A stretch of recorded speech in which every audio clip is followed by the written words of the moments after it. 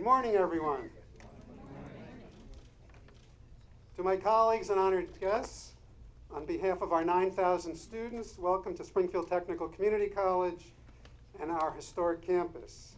STCC occupies the former Federal Armory, founded in 1792 to produce small arms for the young nation by President George Washington. STCC moved here in 1968 after the Armory was closed. We're the only college in the United States situated on both a national historic and national cultural site. While we take seriously our responsibility in protecting these grounds and buildings, our most important task is to provide a quality post-secondary education to the citizens of Western Massachusetts. The TAACCCT grant being celebrated today will help us fulfill that goal. I want to give a big Western Massachusetts salute to Secretary of Labor Thomas Perez and to Secretary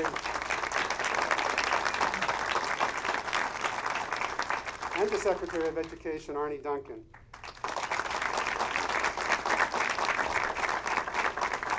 Both of you have been supportive of the mission of community colleges.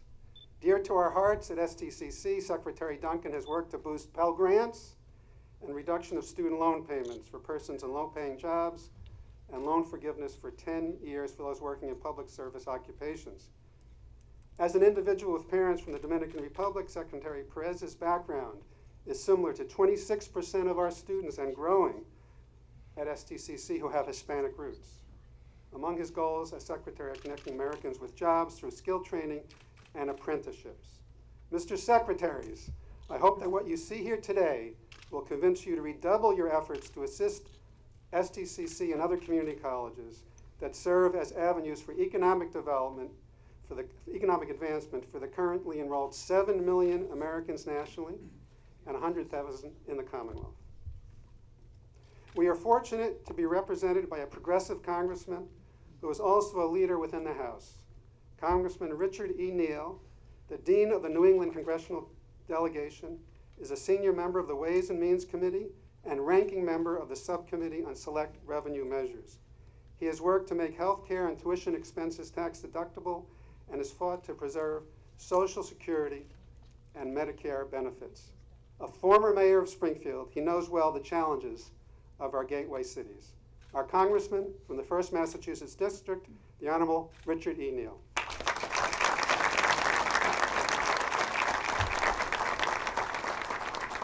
A word of thanks to President Rubenzahl for convening this very important discussion, and also for a personal note of gratitude to two members of the President's cabinet, and as one who, as you know, has followed this with more than passing interest over the years. These two individuals that are here today, they're both confidants of the President. There are those who complain from time to time in the President's cabinet over the many years I've been in Washington that they don't have day-to-day access. The two members that are here today, they have day-to-day access. And a word of thanks to Governor Patrick's secretaries that are here, and also a nice warm greeting to the community college presidents that are here. They're amongst, in my judgment, the real success stories in Massachusetts every single day. And I've highlighted this personally with the President, and I never miss a chance with the Speaker of the House or with Leader Pelosi to point out the role that community colleges continue to play every day in American life. The story here to the two secretaries is that many of these community colleges now have students literally falling out the windows. There are colleges at the community level across the state that offer courses up until 10 or 11 o'clock at night. That's how astounding this has become. And I must tell you this, as a trustee at Mount Holyoke College for many years, we regularly in the spring congratulate ourselves by freezing tuition at $52,000 a year. And I will say this to you, that Boston College is now headed to $60,000 a year. This is what's happened. And if you want to find amongst the best engineering students that you're going to find any place, it's just up the street at the University of Massachusetts, another great part of our story. Let me just highlight the transformation of what has happened to manufacturing here in this region. President Rubenzahl noted that it was President Washington who established the arsenal at Springfield, the Springfield Armory. The Springfield rifle, manufactured literally on this site, changed the course of the Civil War. John Garand's rifle, the Garand rifle manufactured on this site, General Patton said, changed the course of World War II. I knew John Garand. The first postcard was manufactured in Springfield. The Duryea automobile, the first automobile, was manufactured in Springfield. We're on the site previously this morning of Milton Bradley. And I call that to your attention because for men here, just not to be too sexist for the moment, but for men here, you grew up with what was known as the Sears ratchet. That was made at Eastco Hand Tools. I was kidding John this morning as he was doing the tour for us. As one who's campaigned on those sites, as you might have expected, for almost 4 decades, if you wanted to visit with Eastco Hand Tools, there were 3 shifts. The union president stood with you at the gate. And at the gate, you were there for 7 in the morning, you were there again at 3:30 in the afternoon, and you came back that night at about 11 for the 3rd shift to make that hand tool. And I knew all those employees because they were all missing fingers. That was another comedy that we had at the time. We knew them all because they were all members of that union. And here's the point of it all. 100 years ago, Springfield, Hartford was the most prosperous part of America. The most prosperous part of America. On the seal of the city, you have the Armory, you have the railroad, and you have the Congregational Meeting House. And I call that up because the changes that have taken place in a global economy, and for those political figures that go out and campaign and say they're going to reverse the trend of globalization, don't vote for them because they're not telling you the truth. I see this every single day. Globalization is here to stay. So the skill set is highlighted by the Springfield Republican a couple of weeks ago, Jim Kenney's really good work, when he noted that there are up to 2,700 manufacturing jobs that are going to be available here in the Valley. But it's not going to be what it was like at United Technologies on North Main Street. It's not going to be what it was like at the Eastco Hand Tool Company or Van Norman on North Main Street, where at one time 10,000 people every day get up and went to work. 10,000 people. It's going to be this skill set that's very important. It's going to require what we saw today with President Rubenthal and his very capable staff, precision manufacturing. And I thought the Springfield Republicans' very important political commentary on Monday was essential as well, when they suggested in their business section, there is a language barrier that we have to address. It's very important. The best social detail that we can do in business and government is to help people get a job. It is the best social program because if they have a job, they will make good decisions for the rest of their lives. Last point. You can see the national economy continues to improve. An unemployment rate published at 6.1% and 5.9% last Friday. We all know what? It's closer to 8%. That's just the reality of it. It's the worker participation rate that needs to be focused in America. That's the key phrase. If you were talking to Jason Furman, that's what he would say as he did to our Chamber of Commerce a couple of weeks ago in Washington. It is what has contributed to the sour atmosphere in America. It's the number of people who have just given up looking for work. And it's the backdrop to what's going to happen in November for all of us. And we need to be mindful of it. Nothing helped 20 years ago, 18 years ago, like a 3.8% unemployment rate. Again, when the economy is doing well, the American family is doing well. And when the American family is doing well, then they make the right decisions every single day. This is a real highlight for Springfield today, to have 2 very important members of the President's cabinet here today who get it, and the role that the community college will play in helping to drive economic recovery for decades to come. So a word of greeting to the 2 of you, and thanks to STCC and the community college presidents who are here today. This is a nice day for all of us who live in the Pioneer Valley.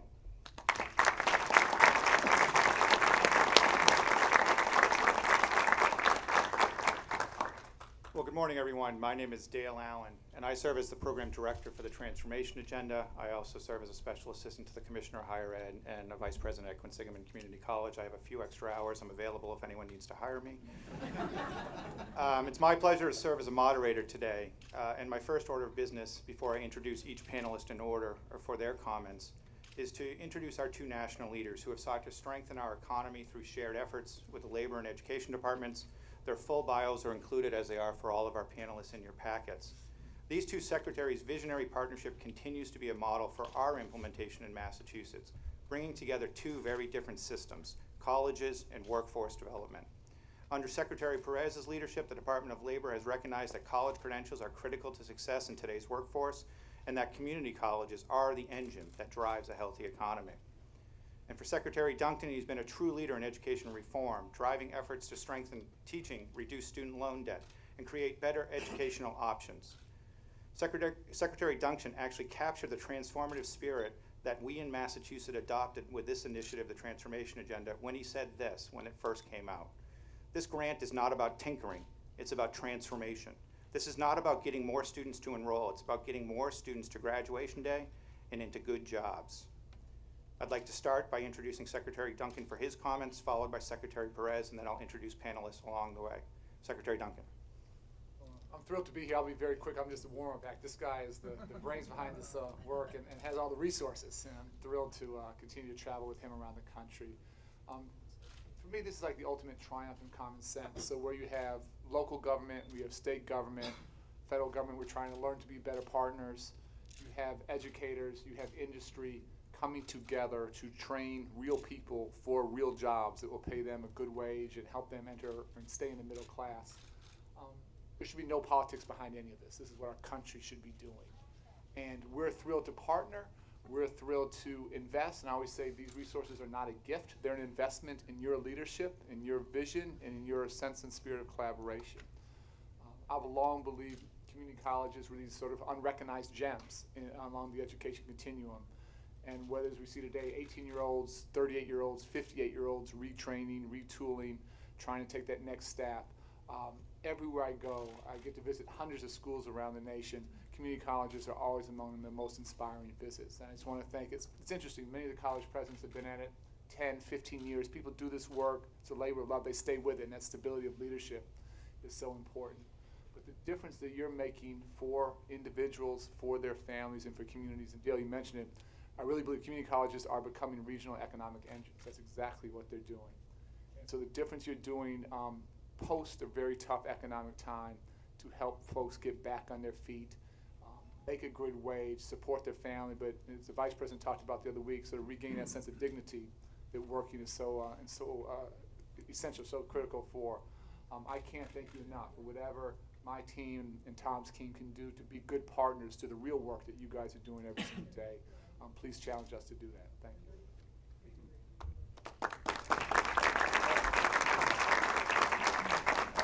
Good morning. Buenos dias a todos. It is an honor to be here, especially an honor to be here with my friend and colleague, Arnie. You know, this is a conversation about the middle class and what it means to be part of the middle class in the 21st century. I was listening, Congressman, to your really great remarks, and you mentioned Milton Bradley. And I used to play with my kids the game of life. And the key to success in the game of life in the year 2014 is not that different from the game of life when I was a kid. It's all about skills. And my parents taught me education is the great equalizer. You know, my dad worked himself into an early grave, making sure that his 5 kids had that educational opportunity. And making sure that educational opportunity exists, it's a cradle to grave enterprise, and it's a joint venture between the Department of Education and the Department of Labor, because we're all in this together, and the work that Arnie has been doing on early childhood is an indispensable part of our long-term strategy for success. And at the same time, you know, 60% of the 2020 workforce was in the workforce in 2010. And so we have to make sure that what we're doing in the adult context is equally effective. And so that's why I've enjoyed working with Arnie so much. I learned so much about him, and I really think that the federal government needs to model behavior. When I was a former local elected official in Maryland, and then I had your job, Madam Secretary, in state government.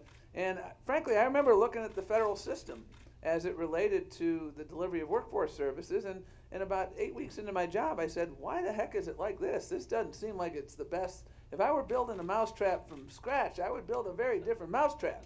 And we actually passed some laws to change the mousetrap, and that's what we're trying to do now.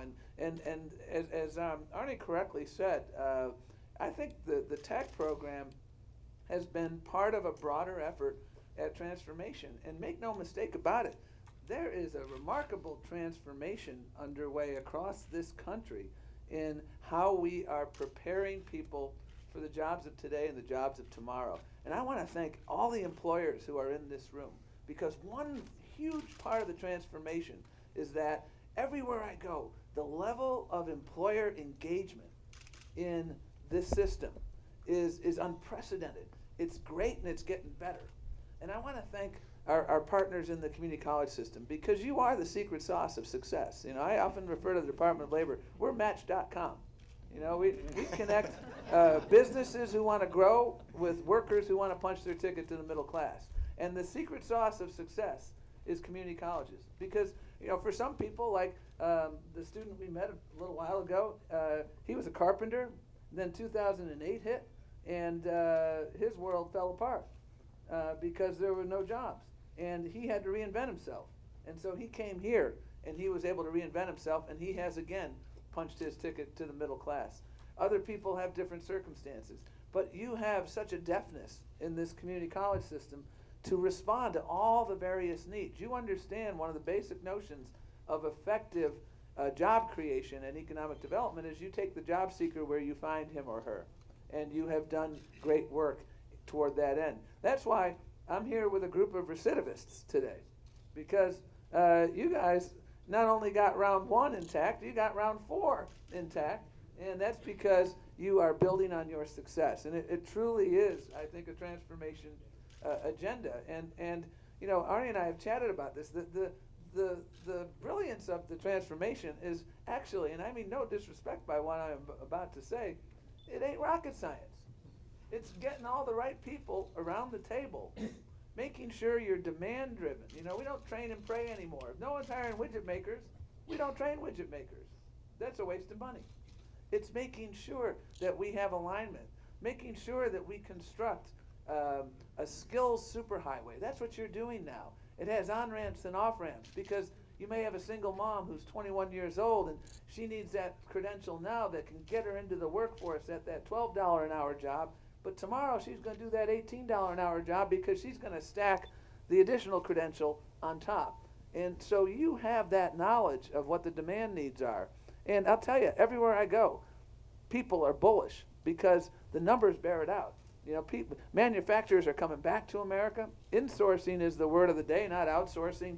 Opportunity is the word of the day across sectors, and you have figured it out. And one of the really neat things about your most recent grant that you got is you are using the power of data to educate and empower people. You are one of the only grantees who had a remarkable plan together to make sure that all of the labor market information that you have, information about jobs that are out there today, and then information about wages. This enables consumers to be more educated consumers. I want to feed my family. Well, now you're going to have access to data about those various opportunities to feed your family. And so you've put partnership in action. You have remarkable employer engagement. You have state, local, federal partnership at work. You have a remarkable congressman. That's stating the obvious. And you have great leadership at every level. And that's why Arnie and I are here, because we want to make sure we learn from you, and then we want to steal it and export it elsewhere so that America can learn the lessons that are in place right here in Massachusetts. So thanks for having us, and I look forward to listening and learning.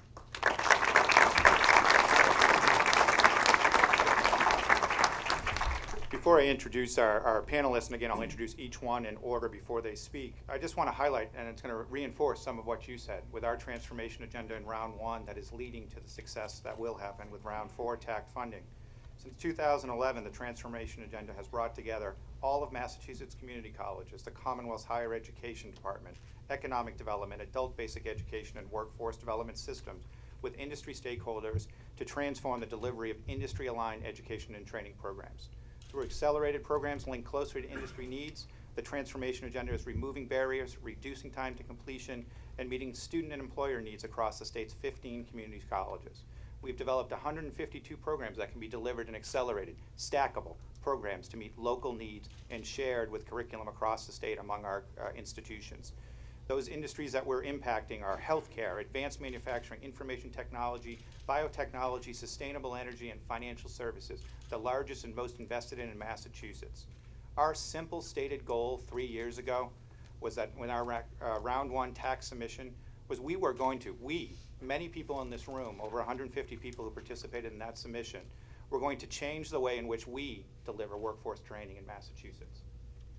Completing our 3rd year, we think we made tremendous progress toward our goals. This accelerated programs link closely to industry need. Our partners, our one-stop career centers, our workforce investment boards, hand in hand with our community colleges, are reducing that time to completion and meeting student employer needs every day. I just want to hit a couple of key points, and I'm not going to highlight all the ones I even have on my sheet because you have a whole list in your packet. But all of our colleges now have the ability not only to do late night programming, but off-cycle, accelerated, short-term programming as the demands in their marketplace need it. We have structural integration with our one-stop career centers and community colleges, not only in positions and resources of staffing to remove barriers, but that technology-enabled linkage that you're reading about in round 4 was tested in round 1. Our partners at Massachusetts Institute of Technology, a pretty bright group of people, has worked with our community college faculty and staff and one-stop leaders to think about an integrated data system that will allow in real time Help Wanted Online, Wanted Analytics, ACT Career Readiness Suite to be available to every employee or student or individual at our campuses to help move people through. And the most important thing beyond the partnerships and investments that we're all making together and our state investments that are leveraged against this in significant ways is we've had over 6,500 students across 15 campuses that have enrolled in the stackable programming. 80%, over 80%, are completing that programming that they enrolled at different levels in the stack, and 70% of them have found immediate job placement. And in some fields, they found 100% job placement. And that's the story of success that we're glad you're recognizing, and we are glad you're replicating across the country in the new round 4s with integrated components. We've assembled a panel today to share with you the impact of the TAC round 1, to lay the foundation for where we go in round 4 in our state, not only with our consortium, but with Cape Cod Community College and an individual application. We've asked them all to talk about their impact on their world of the TAC round 1. These are state leaders, these are college presidents, these are industry partners, these are representatives of the Workforce Investment Board and One Stop Career Center, and most importantly, 2 students who have been impacted by our shared work. We have asked each panelist to share how our transformation agenda has impacted their world and hopefully highlight how we have transformed workforce development training in Massachusetts. I'm going to again introduce each one individually. I'd like to start with Secretary Greg Bielecki. He's the Secretary of Housing and Economic Development in our state. Secretary. Well, thank you very much. And to both the secretaries and President Obama, we just, on behalf of Governor Patrick, we thank you so much for the investments and you've made in us and the continuing investments. My career before working with the governor had been in the private sector. I think since we're among friends today, I'll speak freely and say that my sense is that when talking about government programs, if you use the word transformative or the word innovative, there's a lot more programs that claim to be doing that than the ones that are really able to do it. It's things people want to talk about. So, but I'm very pleased to say that, and I admit, again, among friends, I've been so impressed and pleased to report to you that over the last 3 years, this really has been a transformative experience for our community college system. For a few reasons. One is I have never seen, and I've been working now with the governor for almost 8 years, I've never seen the level of coordination and cooperation among our 15 community colleges, just doing all sorts of smart things, comparing notes about who's doing what, who's better at what, saying, well, you do that, and we'll do more of something else that we're good at. It's also really rallied all of the stakeholders around the community colleges, obviously at a federal level, at the state level, Secretary Caprillion, our Secretary of Labor and Workforce Development, and I and Matt Malone, our Secretary of Education, are working together very closely with the workforce investment boards. And as you've seen earlier today, and we'll hear more about from the panel, with industry as well. It is really, the grant that you gave us 3 years ago has been the catalyst for really rallying all the stakeholders around a common agenda, and that's been wonderful. Also, it really has changed the image and profile of the community colleges in Massachusetts. Secretary Duncan, you talked about it, community colleges being unrecognized gems. Again, I think if we're candid in this room, we'd have to acknowledge that Massachusetts, we have the benefit of having some marvelous world-class colleges and universities the presence of those world-class colleges and universities has caused us to underestimate and underappreciate the importance of a community college system in this state. And this grant and the work that's come around the grant has really raised the profile and told the public the importance, re-emphasized the importance of community colleges in creating educational opportunity for everyone. So for all those reasons, it has been a truly transformative experience for us. And Secretary Perez, as you mentioned, we think it couldn't have come at a better time, because you say this is really a conversation about what does a 21st century American middle class look like, and what we've been able to show at a time when people are feeling like there is no more chance to have a middle class in our new economy, our global economy, that there is. And in a number of the programs that we've demonstrated through this grant, we're not only talking about that possibility, but as you saw today, you are seeing young people and older people who are going to be part of a 21st century American middle class thanks to our community colleges. So thank you so much for what you've done.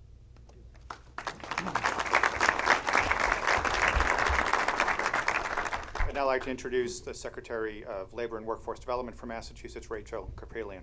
So much enthusiasm in this room, so much to talk about, and transformative is the right word, because we are transforming not just programs, not just opportunities, not just the way we used to do things versus the way we're going to do things, but we're transforming lives. And that is what this is about, people's lives and what their future will look like, and what are the real practical applications of what we can do to help them. What are the jobs that are out there? Where do I go to get trained? How do I get trained? I work full-time, I have 4 kids. How long will it take me? Does the job have a career letter? How much am I going to get paid? And then finally, where's my job? And employers are telling us where are those jobs, and that they need that training, and they need those people to get into these positions and secure our future here in Massachusetts. And what is booming in our future, in our present, is STEM. And guess what? STEM jobs pay twice on average what other entry-level jobs pay. So the ticket to that middle class, as Secretary Perez and Secretary Duncan and Secretary Bielecki all referenced, is training. And that training is not PhDs. That training is middle skills, which is less than 2 years in most cases. It's scalable, it is clear, and you meet the student where they are. And by the way, these are not kids oftentimes. These are people in their 20s, 30s, 40s, 50s looking to what is going to sustain them in the middle class and beyond. So my job is not just to, continue the enthusiasm, which I could do all day, but it's also to talk about how Round 1 has impacted our workforce system, and how we have intentionally integrated our higher ed. So what has it meant, and what have we done? It was a natural fit for our workforce system in Massachusetts. It's clearly building out on an industry-driven career pathways, where are the jobs and who's hiring, within our community college system, and our one-stop career centers. We've got 33 of them. They are one-stop shopping for what is out there and how do I find what jobs there are. And by the way, employers can list those jobs for free. I'm sorry, they're American Job Centers. They're American Job Centers today, and one-stop career centers both. It's been a great opportunity to formalize those partnerships and integrate that work. One great example is the creation of the College and Career Navigator position that built out new referral processes and guidance information attached to career planning activities that led to direct enrollment at our community colleges. And this was managed by a community college and outstationed within our career centers. So we are working together every day and in real and practical ways. We see this as a bridge of those systems and to help advise customers and students about their financial aid options, admissions programs, how long things will take, and advance their career education, what happens after they're trained. As a result of the percent of job seekers in Central Mass accessing individual training account funding through the career centers has more than doubled. So we are doing great guns in just this short period of time. Our office has worked closely with the transformation agenda to deploy new data tools. Again, it's great when you can measure it. This is great to have data. What you're going to do with the data? Having actual employment trends and things that we're looking at in our future and how that translates into jobs in your region right now. So our collective work on Round 1 has paved our way for the final development of our Career Readiness Initiative. What's that? That's a way to walk into a career center. Where am I? What do I need to know? Am I leveled at gold, silver, bronze, platinum? What do I need to get to the place where I can get that job and the ticket to the middle class? And we are doing great with that, and we are going to be rolling that out in full force this fall. And while I have the opportunity, I want to acknowledge the great work done by our WIBs, our Workforce Investment Boards, we call them WIBs, and One-Stop Career Centers, and I thank them for all the work. I look forward to round 4. More, better, smarter, faster. Thanks. And I'll continue to try to keep us moving along with a very tight agenda.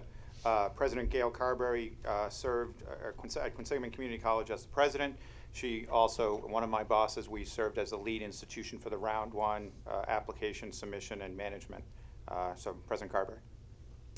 Thank you, Dale. First, I'd like to thank the secretaries both at the state level and the federal level for your vote of confidence in the colleges of Massachusetts, the community colleges. We are what's been called a loose confederation here in Massachusetts. And in that regard, we are all about local response. And so I want to thank you for your vote of confidence. I want to thank Dale for stepping up. You know, at Quinsigamond Community College, we have had an interesting history of trying to build partnership locally, and Dale has been a critical piece of that. And as we stepped forward with a national agenda, a statewide agenda, Dale devoted enormous energy and time to it.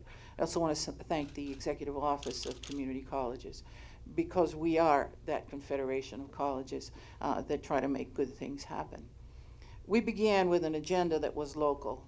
Quinsigamond had a range of best practices that we knew could be leveraged, and we knew that our sister institutions in the state had similar best practices. You know, I'm a graduate of this institution, Springfield Technical Community College. I'm also a proud graduate with a doctoral level from the University of Massachusetts here in Western Massachusetts. My focus had been on organizational development, and most specifically on the diffusion of innovation in community colleges. We know several things about change. First and foremost, the stakeholders are absolutely critical to change. People do not sabotage their own projects. And so, while this is not rocket science, many people had different ideas about how to design the rocket. And so as we bring people together and we begin to talk about what makes change happen, it is all about bringing common stakeholders to the table. Another truism of organizational development change is that top-down directed change is faster, but bottom-up driven change is more permanent. And so this is a transformation agenda. This is about transforming the way we do business in the Commonwealth of Massachusetts. Let me also recognize Congressman Neal, because his district comes into my service area. And yes, indeed. Yes, indeed. And we could not function as effectively as we do without having our leadership at the congressional level as part of our team. So I want to say that we began locally, we took it statewide. We are most appreciative of your vote of confidence in our model to take it national, because we know what works. We're ready to move forward even more effectively.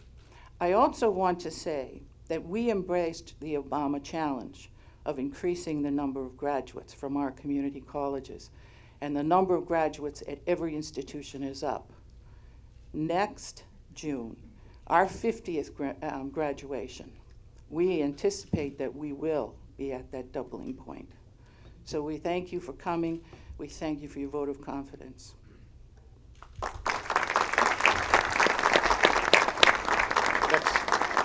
Next, I'd like to ask William Messner. Bill Messner is the president of Holyoke Community College. They've been, with all the campuses, active in round 1 and active in the round 4 consortium application that has also just been funded. So, Bill.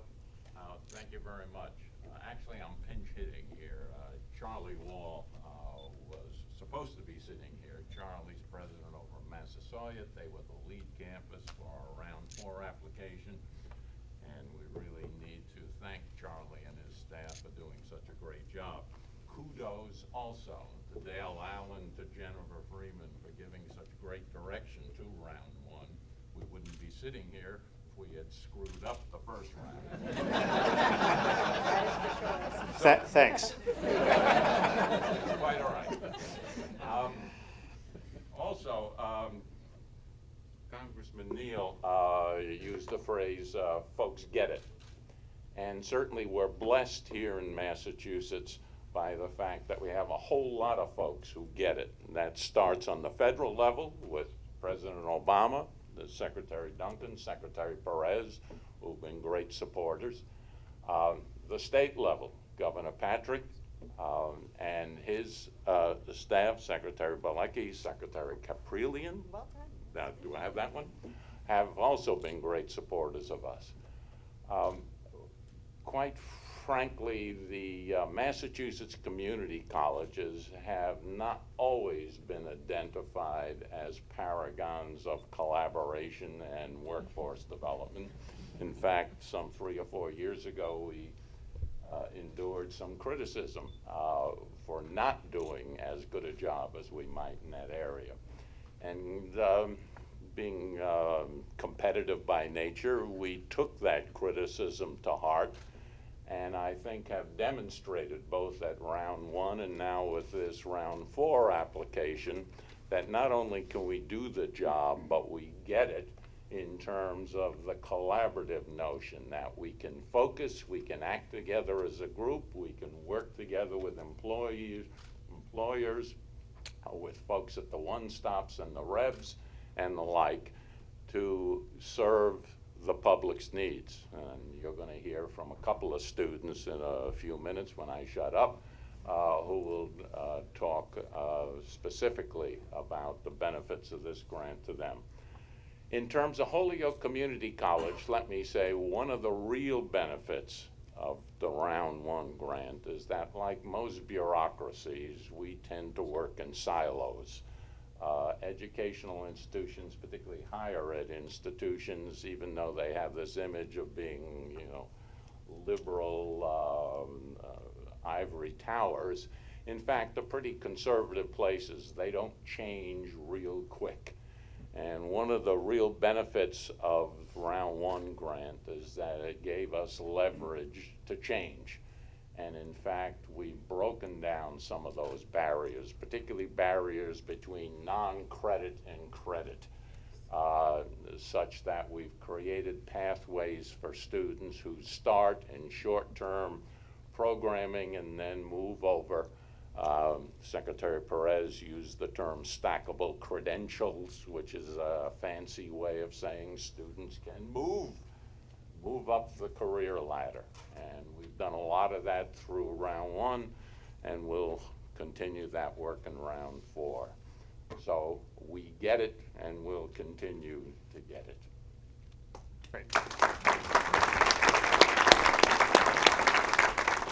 I want to just take a moment to also acknowledge one of the lead partners with the round 4 submission for the community college is Complete College America, which is a national organization dedicated to increasing college completion rates, and Domi Raymond is here from Complete College America.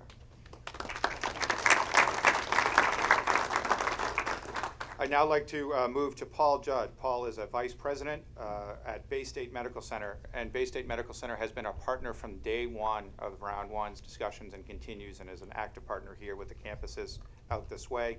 They're one of the largest healthcare providers in Massachusetts. So Paul, thank you for joining us. Thank you, Dale. I just want to speak to how important this partnership has been with STCC and the community colleges. And I want to do that by way of example. In 2011, we were ramping up for what we called at the time our Hospital of the Future. It was a brand new facility that we were bringing online. And with new procedure rooms and ORs, we needed individuals in a sterile processing technician role. STCC was totally responsive. We built a program very quickly. It was a 5-week program that allowed the individuals, when they completed it, to sit for national certification. We did this with funds from Bay State and the STCC Foundation. The first class graduated 14 graduates, and we hired 12. We found through sort of trial and error that maybe 5 weeks wasn't long enough, and we had to do some rework. They worked with us to do that. We sat in 2012 and refined the certificate program. The course was lengthened to 14 weeks with significant time added for clinical rotations. And we found that with those changes, we were able to create a curriculum that would better prepare the students, and it was a sustainable and replicable program. The other thing I just want to add here is I think we really have something very special here in Western Mass. We have a healthcare partnership with Western Mass. We have other partnerships that we developed through a convening body called the Regional Employment Board.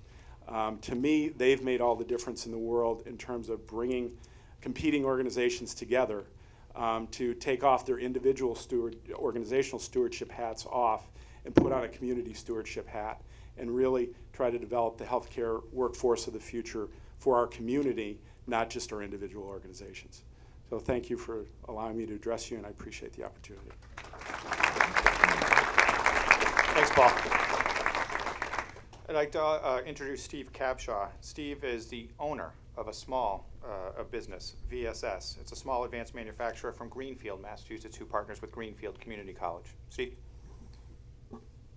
Hi, thank you for having me. The last few years have been a paradox for our industry, with significant demand for complicated components, especially in aerospace and medical fields, coupled with a complete shortage of our most important resource, skilled labor. In 2010, my company had begun turning away large amounts of work because of an inability to hire entry-level employees with basic training, which is about 200 hours of training in our industry.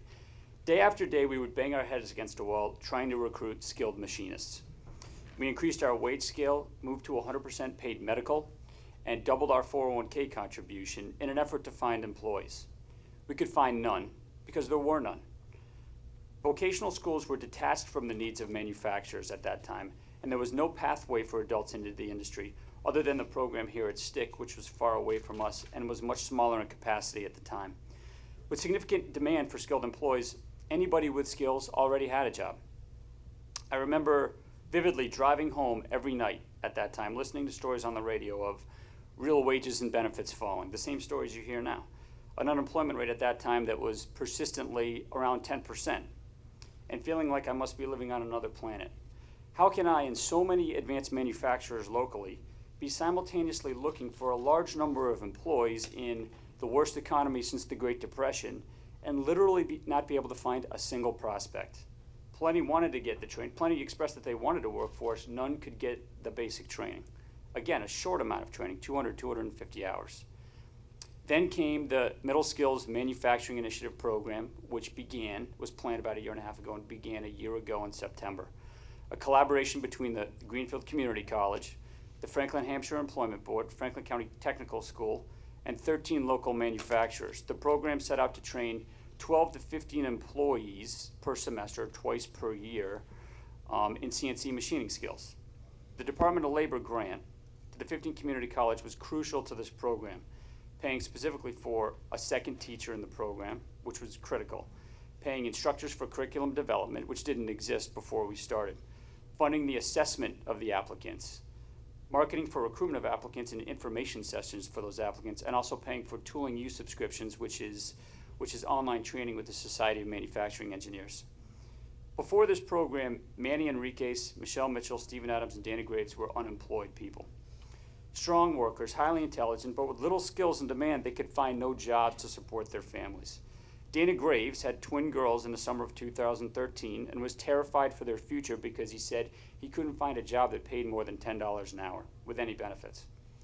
With the training provided by the DOL grant, they all became highly valued employees of my company, an important part today of the growth that we see moving forward.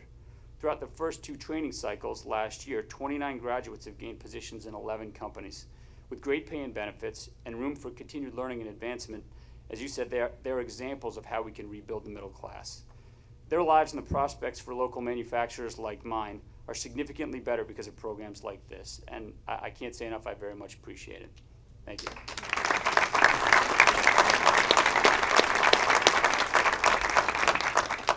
Really good question. I know we got to get to other folks. So you've hired 29. That's fantastic. How many, if you could hire X number collectively today or tomorrow, what's your demand for workers today? We were at 25 employees in 2009. We're at 50 today. We would have been at 100 today if there was an adult education system in place throughout the last 10 years to supply the level. So we're still not close to where we need. Yeah, to put more numbers to it, the congressman had mentioned that there are 2,700 jobs available in the short term in the 3 counties of the Pioneer Valley in the next few years. The vocational schools at max capacity put out, at maximum, I believe it's 160 people, at most, every year. It doesn't even come close to our current needs.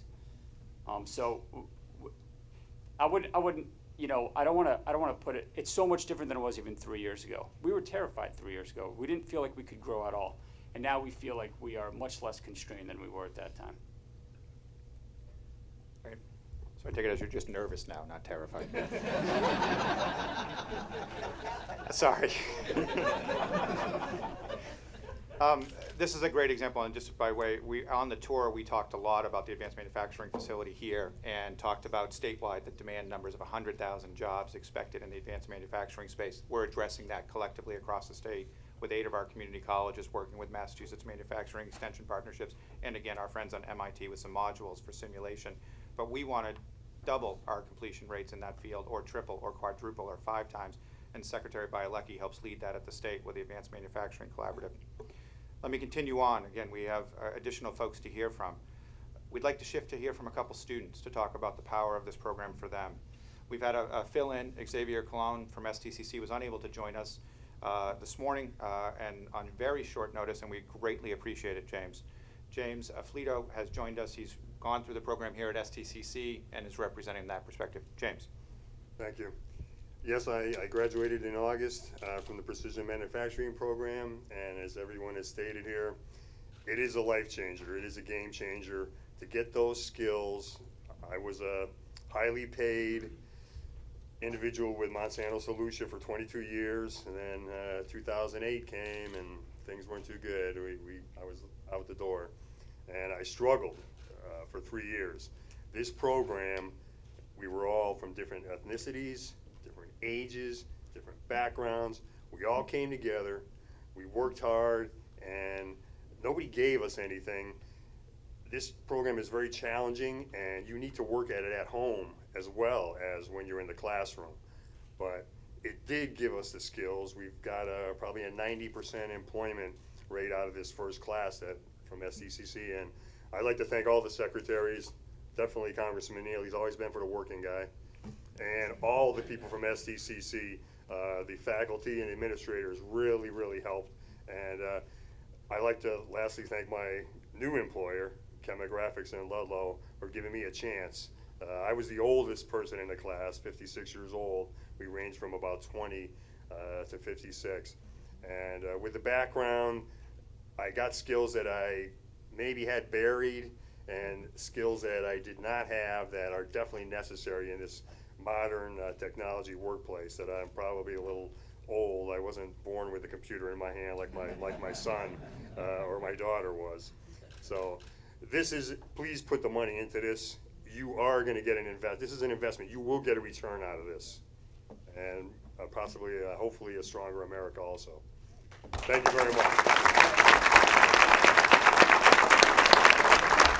Thank you, James. I'd now like to call on Francine Poulin.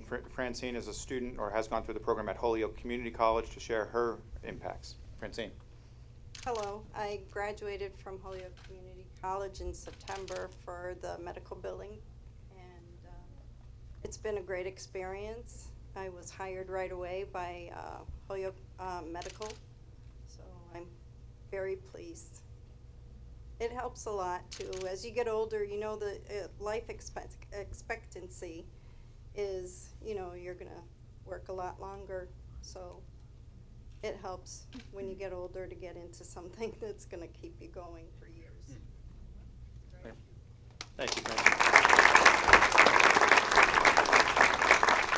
And again, just to hear from some of our additional partners from the workforce development side, representing both the American Job Centers and the workforce investment boards differently, but I'm going to start with Arthur Chillinger. Thank you. I believe we call him Chili. Yeah, they call me Chili. Yeah, yeah. I want to first start by saying I am very happy with the success we had with the first round of the grant, and look forward to continuing working with the colleges in the next round of this grant.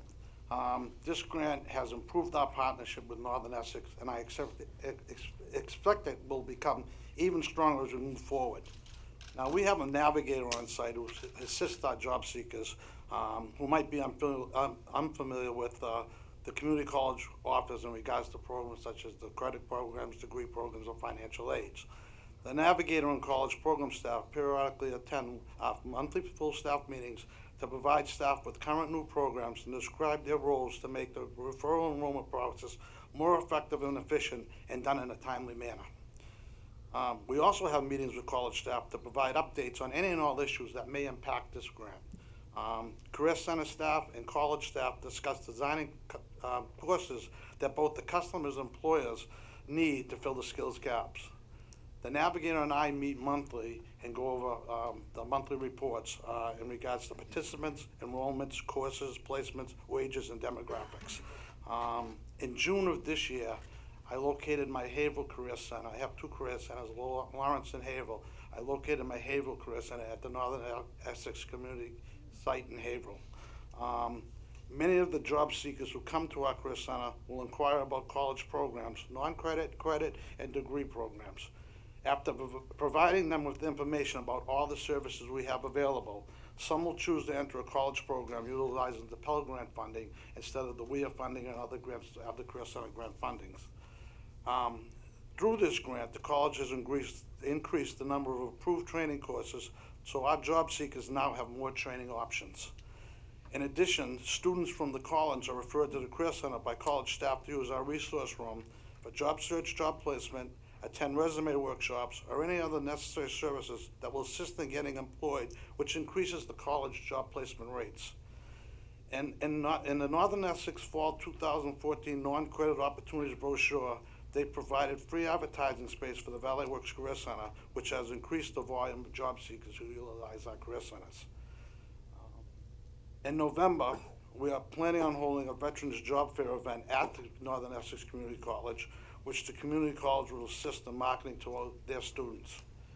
The Vice President and I are planning on visiting with all the academic chairs and deans to continue to promote Valley Works as a great resource for students.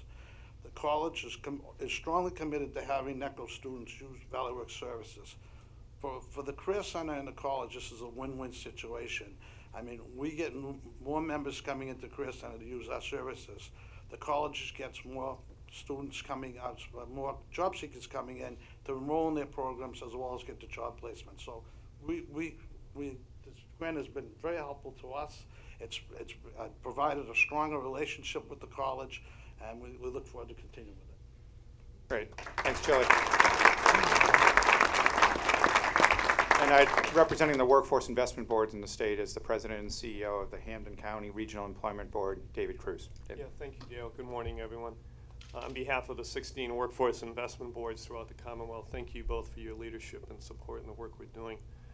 I want to share with you this morning 3 things that I think have been significant outcomes so far in the work of the TAC grant that I think bode well going forward, and I think in particular bode well for the emergence of the Workforce Innovation and Opportunity Act that's going to be rolled out in July 1 of 2015.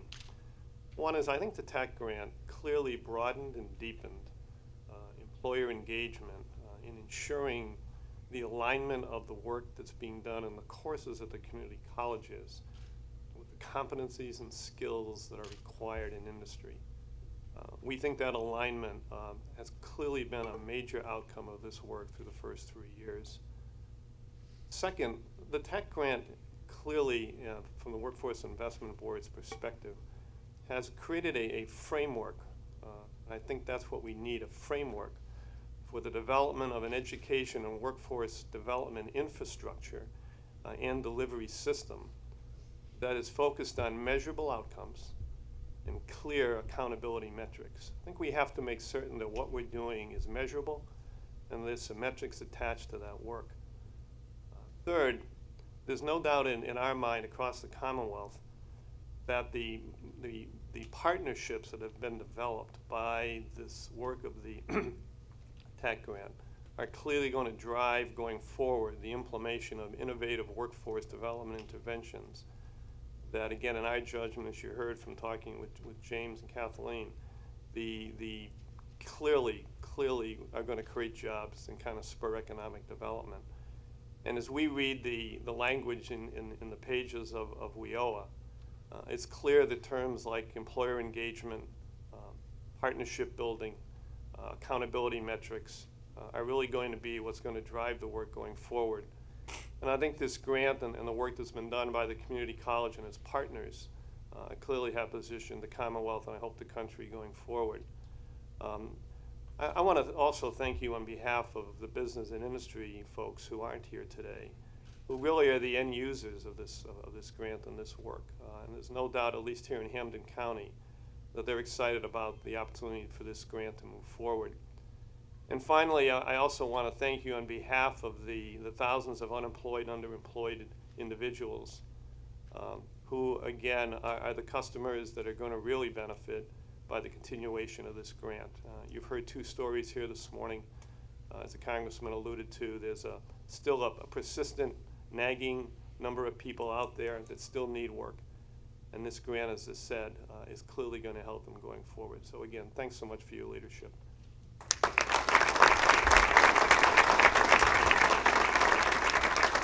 And just a logistical item prior to closing comments by both secretaries. Just remain seated as the panelists depart to allow us to kind of keep on a tight time schedule that we have. But I would ask both Secretary Perez and Secretary Duncan to offer any closing comments you'd like.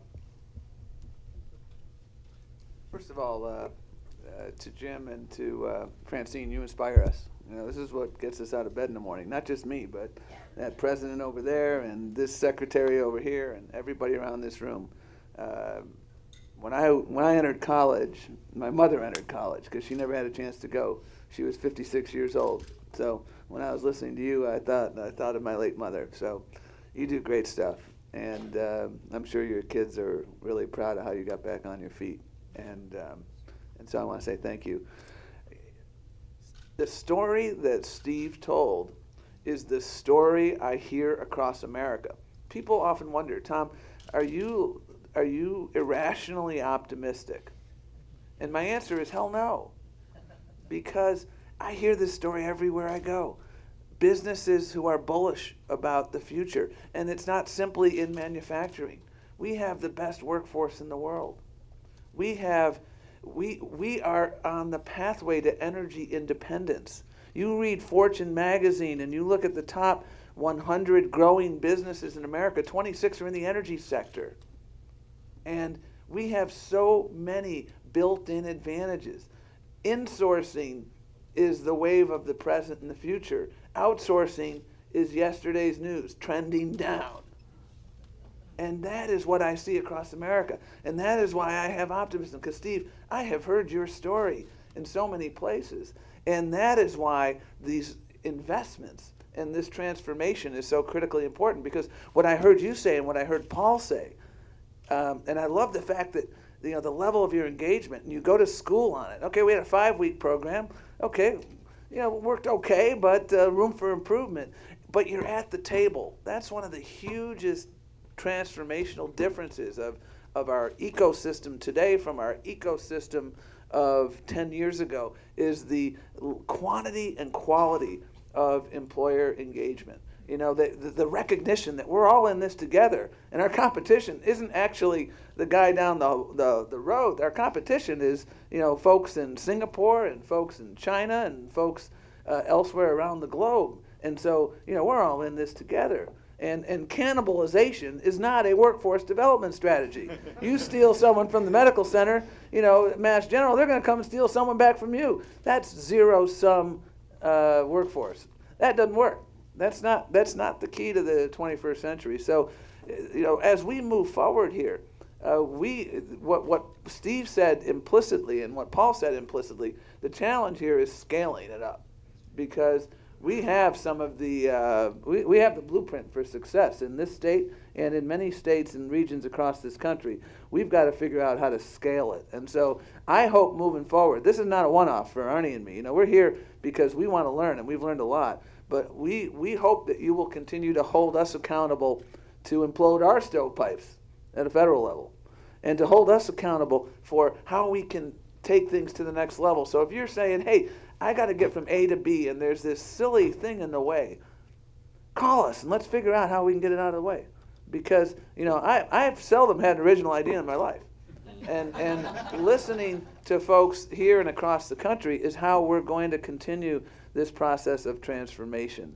And so thank you to our state partners and our local partners, and there's this bill, the Workforce Investment Act reauthorization. You know, it was mentioned by David and others. You know, there are very few things that get accomplished in this Congress on a bipartisan fashion right now. This is one of them. And this is a space where we can work together. And we have been working with Republicans and Democrats, because this ain't red or blue. This is quintessential red, white, and blue.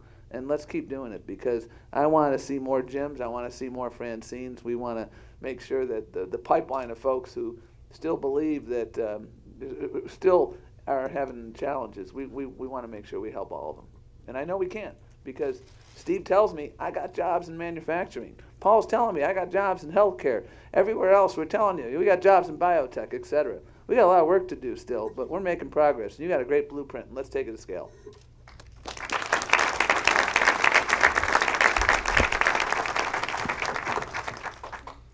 Very quickly, this is probably my 4th or 5th trip to Massachusetts in the past few months, and that's not an accident. It's not a coincidence. I just think in so many ways you guys are helping lead the country where we need to go. And what I love here is at every level, early childhood, K-12, higher ed, community colleges, you guys are doing extraordinary work and challenging yourselves every single day to get better. There's not a sense of complacency. There's a sense of urgency, and I love both the commitment to high performance, but the not resting on your laurels. And that's what I heard here today. I think the challenge that, what Tom said is real. What he hears, what I hear, what Penny Pritzker hears, what the president hears is, for all the hard work, we still have a disconnect that doesn't benefit anyone. And so just for, obviously this would be a much longer conversation, for folks to challenge us, think about going forward, his investment's been $2 billion in community colleges. Unprecedented. I don't know if there's ever been that kind of investment before. But candidly, there's not, Congressman's trying his best. It's a difficult climate to get new money these days. And so there's not another $2 billion behind this. So the question for me is, short, huge resources like that, how do we get people collaborating and talking and working? And what I heard, again, got to take him at his word, is that while there's been real progress, we're maybe 10% of where we need to go to meet the need. There's a 90% need beyond what we've done. And that's just not good enough. We have too many individuals struggling. We have too many young people looking for work. And so how do we get better, absent an additional $2 billion? How do we collaborate more thoughtfully? How do we evolve more quickly? I love, don't call it a failure, but you make a mistake, you learn quickly, you adjust, you keep going. That's innovation. That's what you talked about. And so just again, can this community, can this state, can these leaders here help us with money, without money, figure out how we more rapidly fill those holes so that unemployment rate goes down faster and our employers can grow and more people can have a chance to be successful. And if you guys can help to set that model, as you have in so many ways, those implications aren't just for your community here, those implications are national. And as Tom said, whatever we can do to help learn from you, learn with you, share that, we're all in on this. But thank you for your leadership, and thanks for where you're helping to take the country.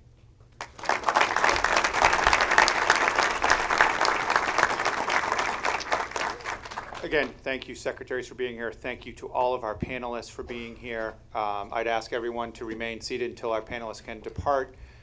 We are going to attempt to have some media time briefly in the back room as best we're able, but we're on a tight schedule. So thank you all very much again.